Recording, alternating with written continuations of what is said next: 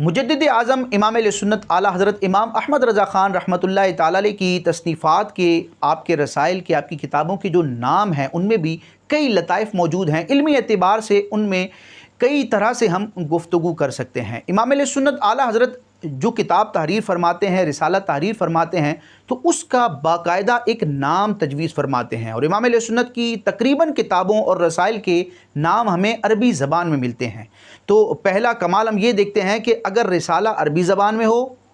अगर वो रिसाला उर्दू ज़बान में हो, या अगर वो रिसाला फ़ारसी ज़बान में हो, बहर सूरत इमाम अहले सुन्नत नाम अरबी में तजवीज़ फरमाते हैं। हाँ, कई नाम ऐसे हैं, इमाम अहले सुन्नत की कई किताबें ऐसी हैं जिनके नाम उर्दू या फ़ारसी में भी मिल जाते हैं, लेकिन अक्सर किताबों को हम देखते हैं, अक्सर रसाइल को देखते हैं तो उनके नाम हमें अरबी ही में मिलते हैं। तो पहला कमाल ये है कि इमाम अहले सुन्नत उर्दू में फ़तवा लिखें,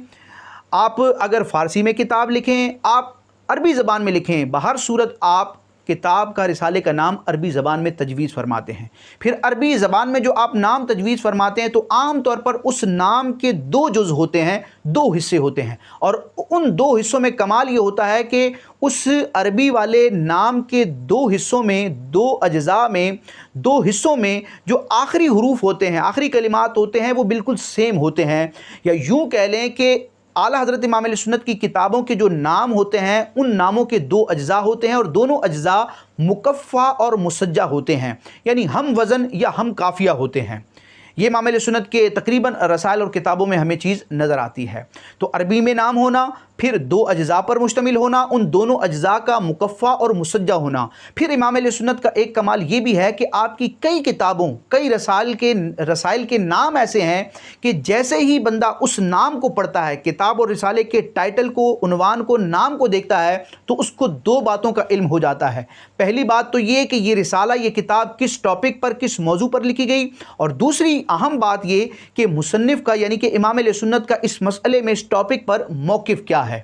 ऐसी कई मिसालें मिल जाएंगी कि उस रिसाले का नाम पढ़ने से ही ज़ाहिर हो जाएगा कि ये कौन से मौजू पर लिखा गया और मुसन्निफ़ का मौक़िफ़ क्या है। फिर आगे चलकर हम देखते हैं इमाम अहले सुन्नत का एक और कमाल ये है कि आपको इल्मुल अबजद और इल्मुल आदात पर बड़ी महारत हासिल थी, बल्कि आप इस फ़न में भी इमामत के दर्जे पर फाइज़ थे। इमाम अहले सुन्नत ने यह अंदाज़ इख्तियार फरमाया कि आप जिस सन में भी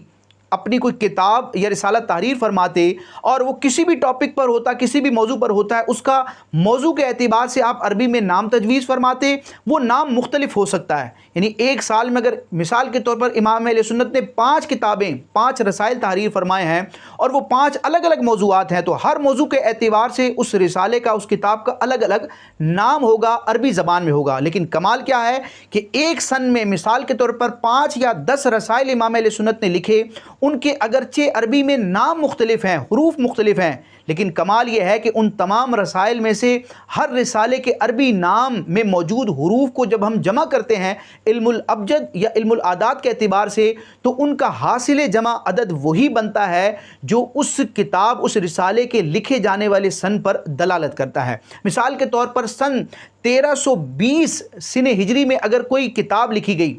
तो इमाम अहले सुन्नत उसका ऐसा नाम तजवीज़ करेंगे कि उस नाम के हुरूफ के जब अबजद के एतबार से अदद निकाले जाएंगे तो वो 1320 बनेंगे। और ये ऐसा नहीं है कि बाज़ रसाइल में हो, बाज़ में ना हो। इमाम अहले सुन्नत ने गोया कि इल्तिज़ाम और एहतिमाम फरमाया है, यानी कि मिसाल के तौर पर इमाम अहले सुन्नत ने एक साल में अगर 10 किताबें लिखी हैं, उन 10 किताबों के अगरचे मुख्तलिफ नाम हों, लेकिन उन तमाम नामों में ये खुसूसियत मौजूद है कि हर नाम के अलग अलग हुरूफ के अगर हम आदाद जमा करते हैं तो वो तमाम रिसालों, तमाम किताबों के नामों का हासिल जमा वही बनता है जो उन किताबों के लिखे जाने का सन है। अल्लाह पाक हमें रज़वियात का मुताला करने, यानी कि इमाम अहले सुन्नत की तहरीर करदा तहकीकात को, फतावाजात को, कुतुब और रसाइल को पढ़ने, अपने अकीदे और अमल की इस्लाह करने की तौफ़ीक़ अता फ़रमाए। आमीन।